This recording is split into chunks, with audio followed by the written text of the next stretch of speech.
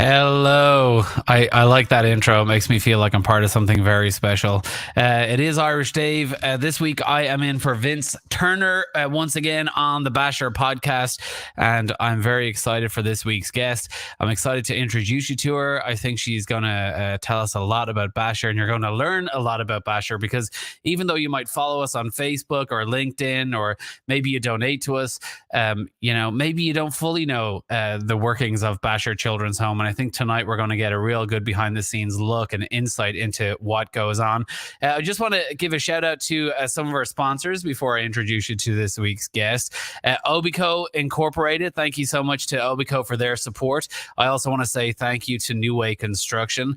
And on the last podcast, we had two new sponsors come on board, Patrick Industries and Genesis Products. Four great local companies who hire and support a lot of people, and they do a lot of good in the community. So thank you so much to them. Don't forget that you can also share your comments with us. We may even show them on screen if they're polite and lovely. That's the only way they're getting on screen, okay? They have to be polite and lovely. So let me welcome this week's guest. Her name is Katie Freshour. Katie, how you doing? I'm good, Dave. How are you? I'm very good. Now, you're the senior program director at Bashor Children's Home. Yes, I am. And senior has nothing to do with age. No, it does not. Thankfully. So you are actually, first of all, you're celebrating an anniversary today. Congratulations. Yes, thank you. This day, 7 years ago, I started my career here at Bashor Children's Home. And how did your career at Bashor Children's Home start? Let's find out a little bit about you before we find out what you do here and the impact that you've made over those 7 years. Can you believe it's 7 years? Was it a quick 7 years? It was a very quick 7 years. It's really hard to believe. Yeah. So what happened? I mean, you came out of college. Was that it? And then you were looking for jobs. What did you do? Yeah, I came out of college with my master's degree in social work, and I was really excited to get out there. And I thought, the next step is just go do therapy. So I had applied for an outpatient therapist position, and I did the whole interview process. I was really excited and confident. And at the end of the interview, they told me I didn't have enough clinical experience to be a therapist. And I'm like, I just went through this master's program. I've been in the social work field as like a case manager or skills trainer for like 4 years. So I'm like, oh my gosh, what did I just do all of this work for? What did I just spend all my money on? And I just was kind of like, I don't know what I'm going to do. And I had saw an advertisement for Bashor hiring for a couple of positions. So I put in for a therapist position here. And when I was sitting in my interview with my current supervisor, Mike, we're just going through all the therapy questions, just like the other interview. And I'm thinking to myself, oh my gosh, I'm going to bomb this. It's going to be terrible. And we actually ended up to a point where he said, hey, we have this other position available for our clinical director spot. And I was like, oh yeah, I saw that. And I'm not qualified for that. He's like, no, I think you might be. And I was like, in my head, I'm thinking, this guy's crazy. And he's like, can I interview you for that? And I was like, sure.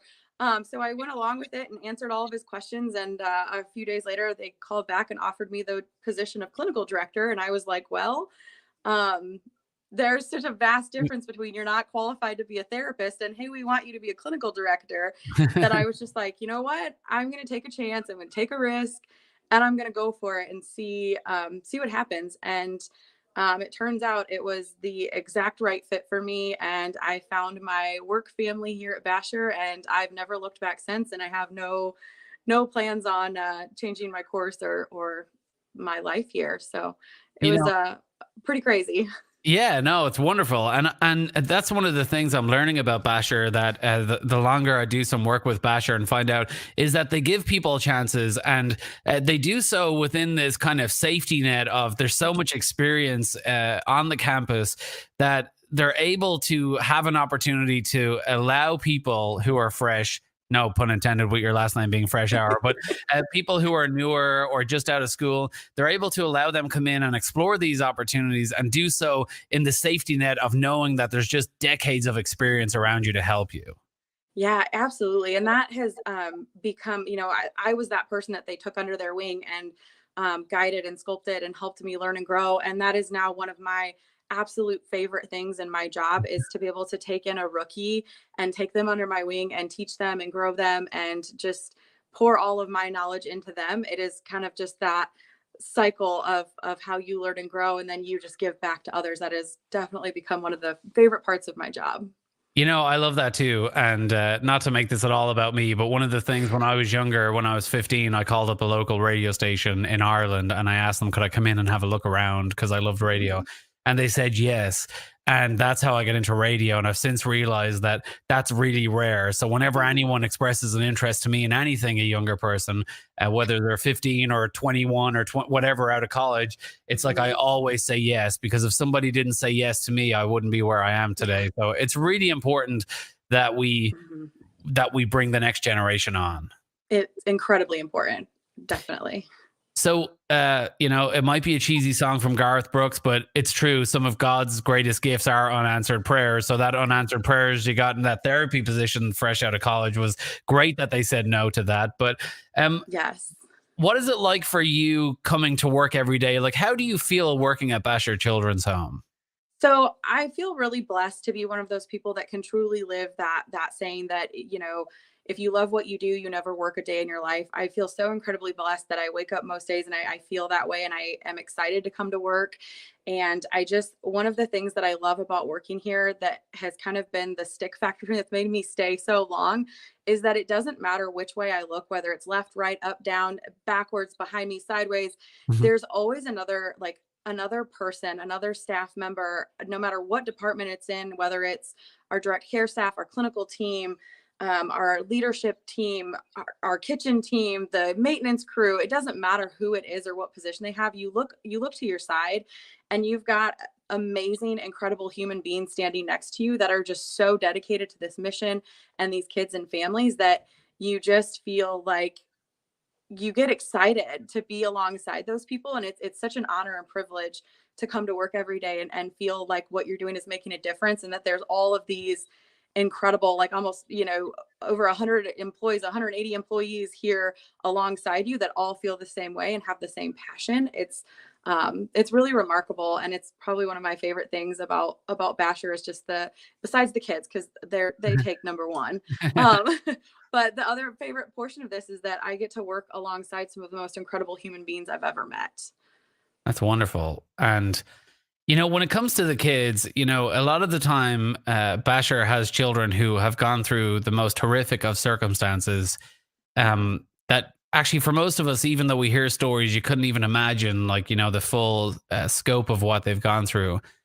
How do you remain so excited going to work every day when you're faced with having to deal with challenges of these kind of kids with these things that they face, because they really are some of the most difficult children to deal with. And I don't Mhm. mean that in a way that's in any way talking down about them, but how do you remain so motivated and not go home just feeling like, oh man, it would be easier if I just got a job somewhere else? Like, you know, like how do you keep yourself motivated? Yeah. I'm not gonna lie, there are days that you get through with work and I think, man, maybe I should put in a transfer request to work in maintenance and just mow the grass all the time. Like, I could do that and be content. But really, it's absolutely true. The kids that we see here have had some of the most horrific things happen to them in life, and it is really difficult to see them at the lowest of low points, and you see their pain, the pain that they carry with them, the pain that they wear, not like a badge of honor, but with shame and guilt and Mhm. despair. And it's incredibly hard to deal with that. But the motivation comes from seeing their progress, seeing them grow, seeing them turn that, horrific backstory, all of that pain, seeing them turn that into fuel and start to drive their lives in a direction that they want to go. And you see them overcome the barriers. And, we don't see that with every single child, but for so many of them, you see the change, you see the growth and progress, and you see the hope that they start to have once they've worked in treatment. And that feeling, you just can't replace that with anything else. It's incredible. Especially when we go to celebrate them before they leave, we do discharge parties before Mhm. they leave, like graduations. And to be able to think back, like, they will talk about, hey, remember when I came in and did this, this, and this? And you're like, oh, yeah, man, it feels like that was so long ago. And they're like, yeah, look at me now. I'm doing so well. I've not had any incidents in so long. So it's fantastic to hear them talk about themselves with pride and confidence. Yeah. Where the kid that you saw when they walked in the door was a kid carrying a lot of pain. They're very broken. So that's really what fuels me and motivates me, is to keep seeing these kids making changes and progressing and becoming a successful part of society, and just being happy.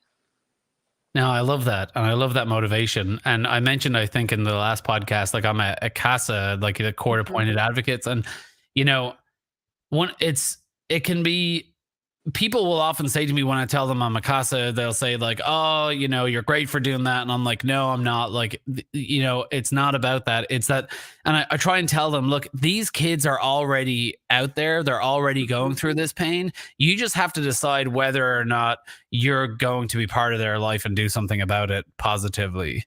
Yeah. But they're going to go through that pain no matter what. And you just have to decide whether you're going to be part of the solution. And I think it's wonderful that you love being part of the solution. Mhm.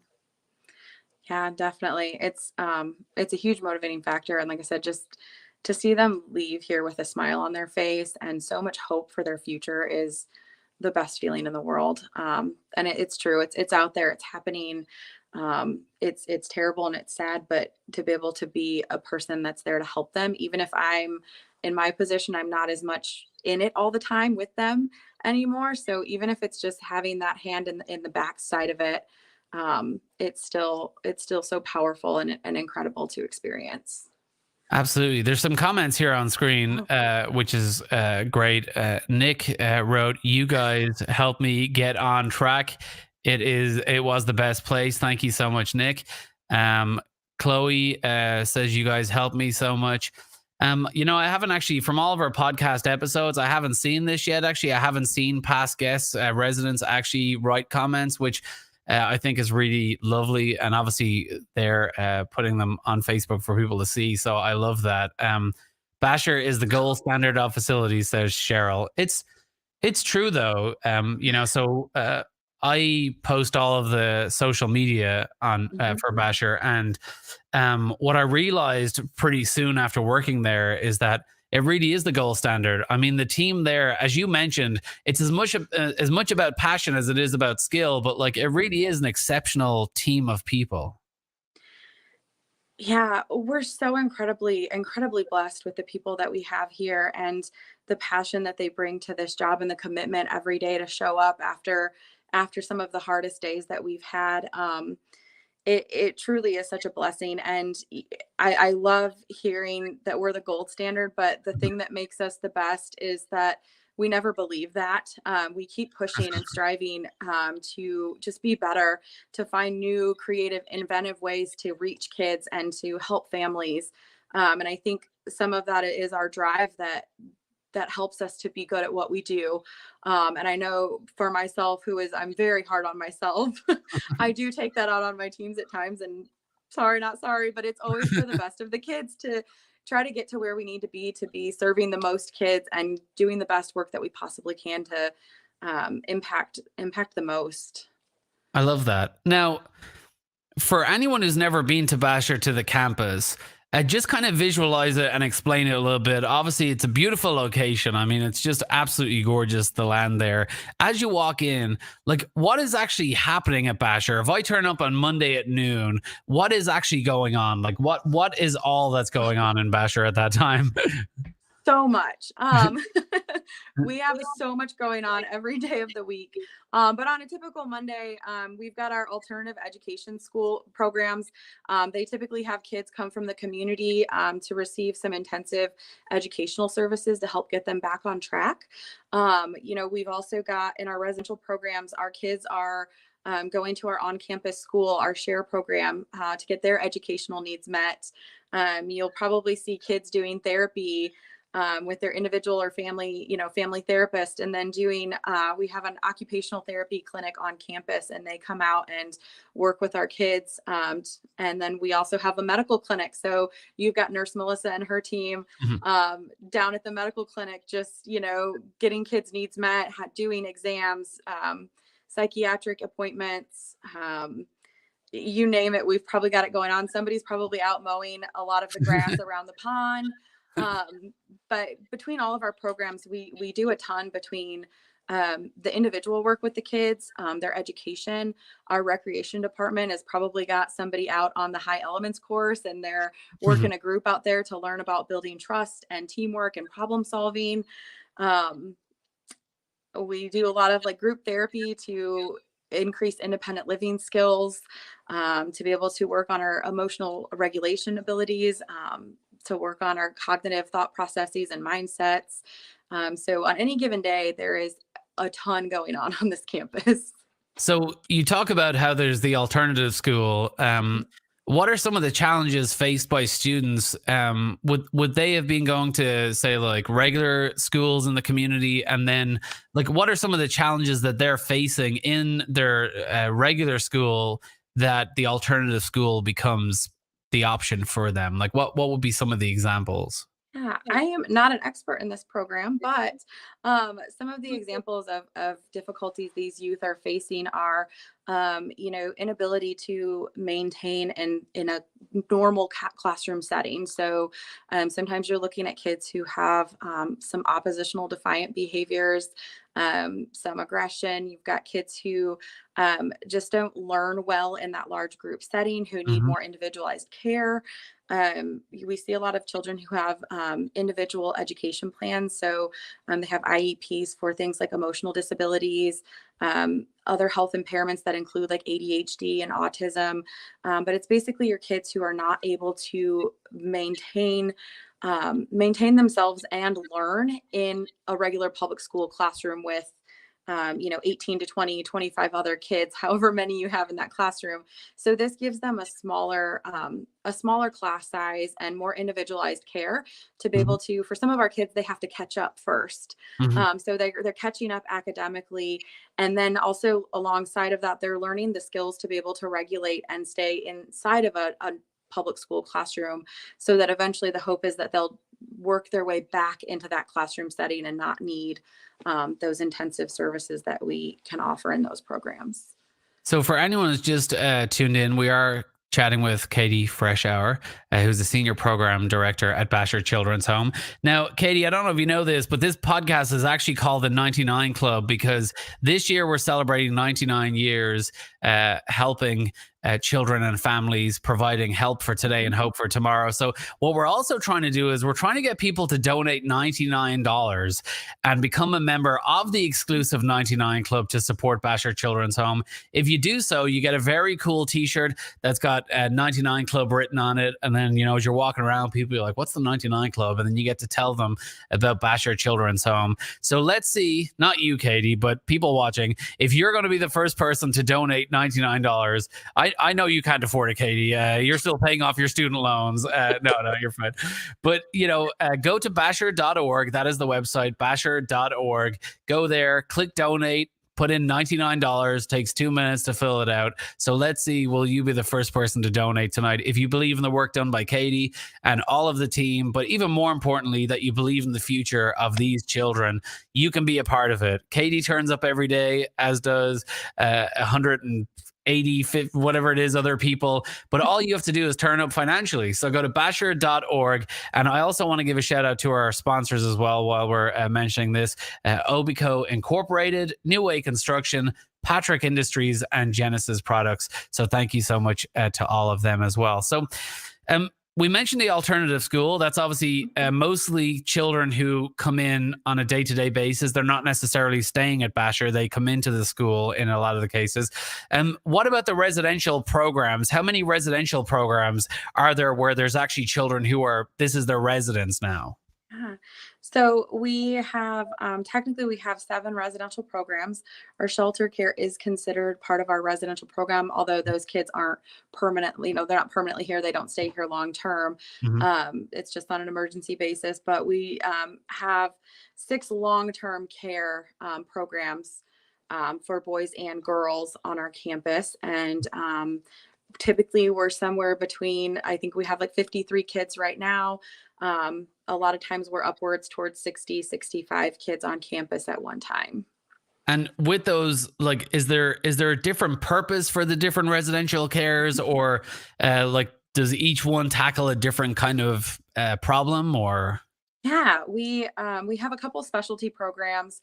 And I know lately we've talked a lot about our program for our survivors of human trafficking Hmm. for those young ladies. So that's one of our specialty programs. Another specialized program that we have is our Hope program, and that is for boys ages 9 to 14 who have had sexually harmful behaviors.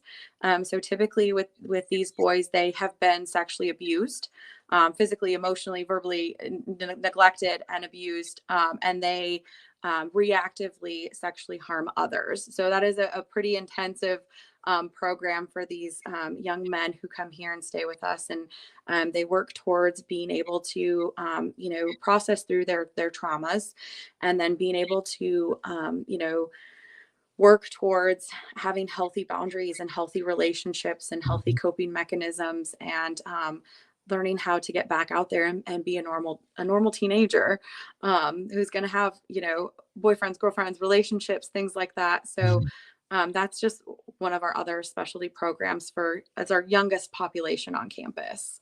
Look, I don't know about you, but the older I get, the more I see my dad and my mom in my behavior in a lot of things that I do. Some of it's pretty, some of it's ugly, depending on what.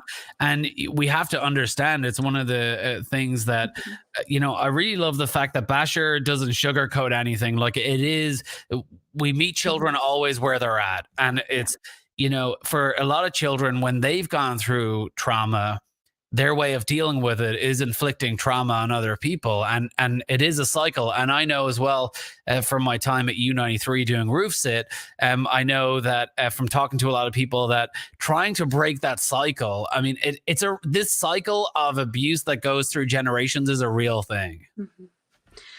It truly is, and it is very important for these kids to be able to heal.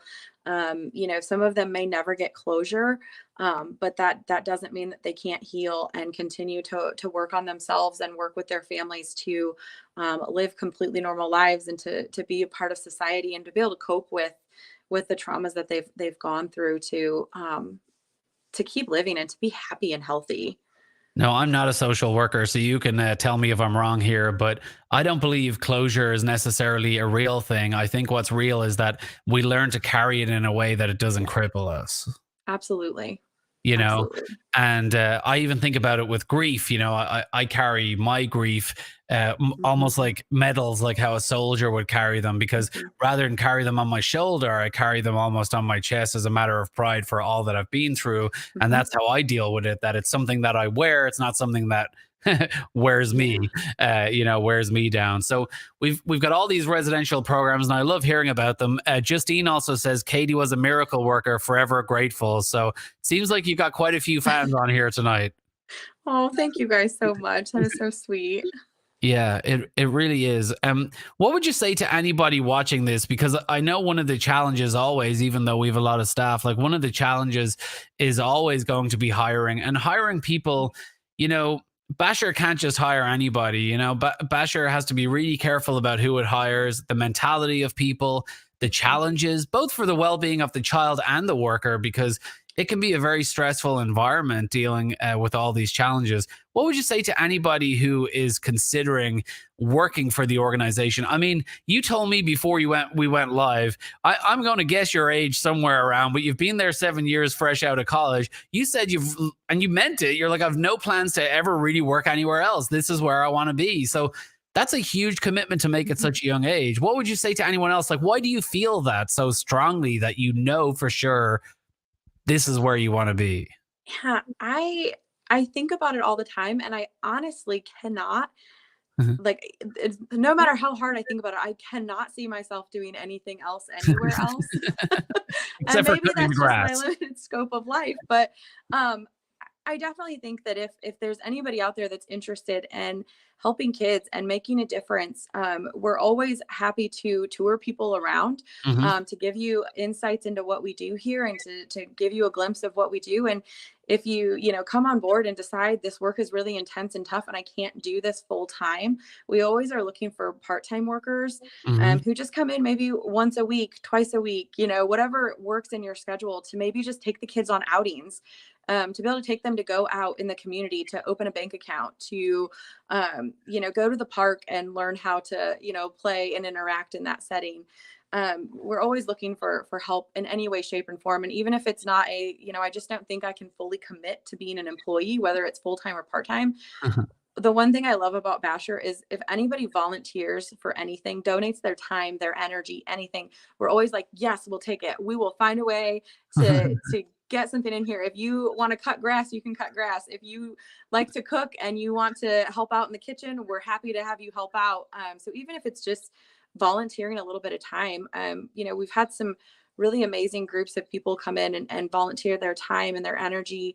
We've got groups that have been coming in and helping us to paint our living units for the kids, to renovate and provide them with a fresh, clean space, and to change things up because we haven't done that in a very long time. So even the smallest things, we've had ladies that like to come in and just sit and read with the kids.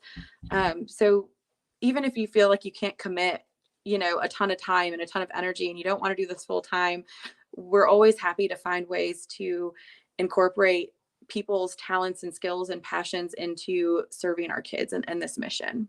Now, I was going to say Samantha might think you're trying to take her job because you did so well at that, but Samantha just wrote on screen, actually, so I'm sure you can see it there as well. She said, Katie is such an amazing asset to Bashor. She's such a wealth of information that I look forward to every conversation. Congratulations on 7 years. So proud of you and the influence you make on the rest of the team and the kids. So, oh my goodness, you guys are gonna get me all emotional here and really inflate my ego. If you want, there's a way that I think I can play like sad piano music for the last few minutes. If you want to, we can just watch you. No, I'm just kidding. Thanks again to Nick. I know he commented earlier, but highly recommending Bashor to anyone who needs the help. The staff care for the kids like they are theirs. I know because I was there. Nick, thanks so much. And I love seeing some of the comments tonight from people who have gone through Bashor. And I know that every staff member, and you're probably at the point now at 7 years, that you probably meet people out on the street as well that you've, come in contact with at Bashor. And I'm sure it's wonderful to just, success stories could just be that they're holding down a job, they have an apartment, just being able to live life in a way that before it just wouldn't have been possible. Absolutely. It's so great to be out in the community and I've been at Sam's Club, and one of the kids that I worked with, it was years ago, just ran up to me and was like, Miss Katie, this is where I'm at. This is my daughter. I'm doing this and this. And it was just like, I'm so incredibly happy. I'm so happy for you. And she, she didn't have a ton going on in life, but like she was happy. And that's all we want for our kids, is to be happy and safe and healthy, and to just live their best lives and to enjoy every minute of it. Because when they come to us, they haven't had a lot of things to look forward to, and they come in and they don't have any hope. So even just seeing the things of hey, I graduated school, or I'm going to school. Yeah. All of those things are incredible. And it's so wonderful. It's such a joy and an honor to serve these kids and these families. And then, like I said, to be able to see them in the community, just living their best life is so incredibly important to what we do. And it just fuels me. And I know it fuels other people too. I love your energy. It's really infectious. Yeah, I like it. I like it a lot. And when we say, it's not a slogan, when we say help for today and hope for tomorrow, like we really mean that. Like these kids today, let's start with the help they need, and the way that you can help with that help and the hope is by going to bashor.org. We're looking for, even if one person tonight donates $99 from the 99 Club, that's what we're doing it. You get an exclusive 99 Club t-shirt, and it's really nice. You're able to walk around it, and then people, and it doesn't really look like a Bashor thing. That's what I like about it, because then people say, what's the 99 Club? And then you get to tell them that you've helped out the most vulnerable children in our community, that you've given to them. So go to bashor.org. And once again, thank you to all of our sponsors. Katie, thank you so much to you. I hope you do stay at Bashor forever, because it appears to be a better place because of you. Although I will tell you one thing. You've mentioned cutting the grass several times now. I think you have a bit of an obsession with cutting the grass.